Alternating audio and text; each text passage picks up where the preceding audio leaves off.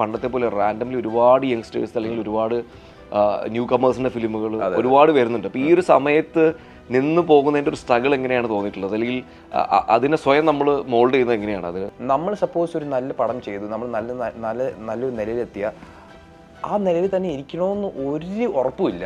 കാരണം ഒരു പുതിയ ആൾ വന്ന് ആൾക്കാർ അയാളെ കുറച്ച് അപ്രീഷിയേഷൻ ഒക്കെ നമ്മൾ പെട്ടെന്ന് തട്ടി മാറ്റി കളയും. സോ നമ്മളെപ്പോഴും നമ്മുടെ ബെസ്റ്റ് ഫോർമായിട്ടിരിക്കണം. അത് പറഞ്ഞ ഫിസിക് ആയാലും നമ്മുടെ ഡാൻസ് ആയാലും ആക്ടിങ് ആയാലും നമ്മുടെ സ്കിൽസ് എല്ലാം നമ്മൾ പോളിഷ് ചെയ്ത് ടോപ്പ് മോസ്റ്റ് ആയിട്ട് കീപ്പ് ചെയ്യണം, മറ്റേ അവരെ അങ്ങനെ നിലനിൽക്കാൻ വേണ്ടി. ഇപ്പം സിനിമ ഒരുപാട് മാറിയിട്ടുണ്ട്. കാരണം ഇപ്പം നമ്മൾ മലയാളികൾ തന്നെ മലയാളം പടങ്ങൾ മാത്രമല്ല കാണുന്നത്, അവർ ഒരുപാട് അന്യഭാഷ പടങ്ങൾ കാണും. എന്ന് പറഞ്ഞാൽ ഇന്ത്യയിൽ മാത്രമല്ല, പുറത്തെ ഈ കൊറിയൻ പടങ്ങളും സ്പാനിഷ് പടങ്ങളും ഹോളിവുഡ് പടങ്ങളും കാണും. സോ അവരുടെ ആ പ്രതീക്ഷയും കുറച്ചുകൂടി ഒന്ന് ഇൻക്രീസ് ചെയ്തു.